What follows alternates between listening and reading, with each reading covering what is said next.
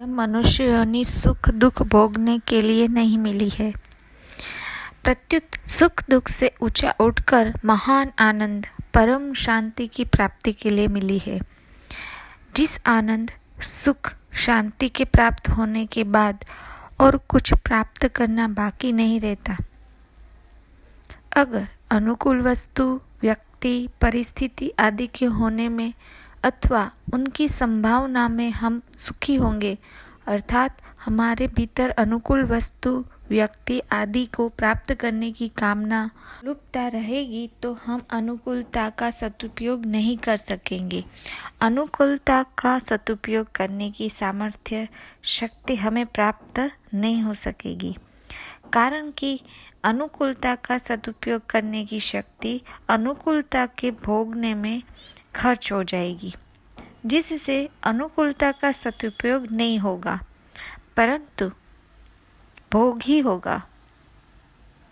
इसी रीति से प्रतिकूल वस्तु व्यक्ति परिस्थिति घटना क्रिया आदि के आने पर अथवा उनकी आशंका से हम दुखी होंगे। प्रतिकूलता का सदुपयोग नहीं होगा किंतु भोग ही होगा। दुख को सहने की सामर्थ्य हमारे में नहीं रहेगी, अतः हमें प्रतिकूलता के भोगने में ही फंसे रहेंगे और दुखी होते रहेंगे।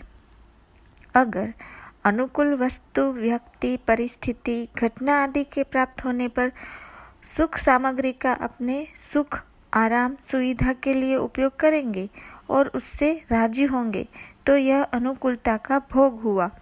परंतु निर्वाह बुद्धि से उपयोग करते हुए उस सुख सामग्रियों को अभावग्रस्तों की सेवा में लगा दे, यह अनुकूलता का सदुपयोग हुआ। अतः सुख सामग्री को ही समझे, उसमें दुखियों का ही हक है। मान लो हम लखपति है तो हमें लखपति होने का सुख होता है, अभिमान होता है, परंतु यह सब तब होता है जब हमारे सामने कोई लखपति न हो। अगर हमारे सामने हमारे देखने सुनने में जो आते हैं वे सब के सब करोड़पति हो, तो क्या हमें लखपति होने का सुख मिलेगा? बिल्कुल नहीं मिलेगा। अतः हमें लखपति होने का सुख तो अभावग्रस्तों ने दरिद्रों ने ही दिया है।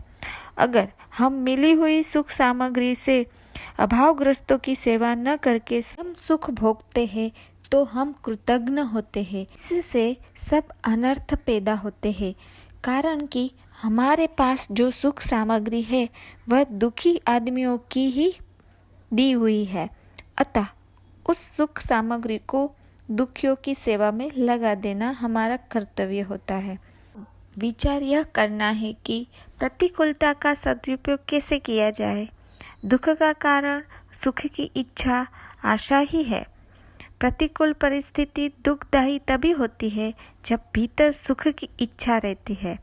अगर हम सावधानी के साथ अनुकूलता की इच्छा का सुख की आशा का त्याग कर दे तो फिर हमें प्रतिकूल परिस्थिति में दुख नहीं हो सकता, अर्थात हमें प्रतिकूल परिस्थिति दुखी नहीं कर सकती। जैसे रोगी को कड़वी से कड़वी दवाई लेनी पड़े तो भी उसे दुख नहीं होता। इस बात को लेकर प्रसन्नता होती है कि इस दवाई से मेरा रोग नष्ट हो रहा है। ऐसे ही पैर में कांटा गहरा गड़ जाए और कांटा निकालने वाला उसे निकालने के लिए सुई से गहरा घाव बनाए तो बड़ी पीड़ा होती है। उस पीड़ा से वह सिसकता है, घबराता है, पर वह कांटा निकालने वाले को यह कभी नहीं कहता कि भाई तुम छोड़ दो, कांटा मत निकालो, कांटा निकल जाएगा, सदा के लिए पीड़ा दूर हो जाएगी। इस बात को लेकर वह इस पीड़ा को प्रसन्नतापूर्वक सह लेता है। यह जो सुख की इच्छा का त्याग करके दुख को पीड़ा को प्रसन्नतापूर्वक सहता है वह प्रतिकूलता का सदुपयोग है। अगर वह कड़वी दवाई लेने से कांटा निकालने की पीड़ा से दुखी हो जाता है तो वह प्रतिकूलता का भोग है, इससे उसको भयंकर दुख पाना पड़ेगा।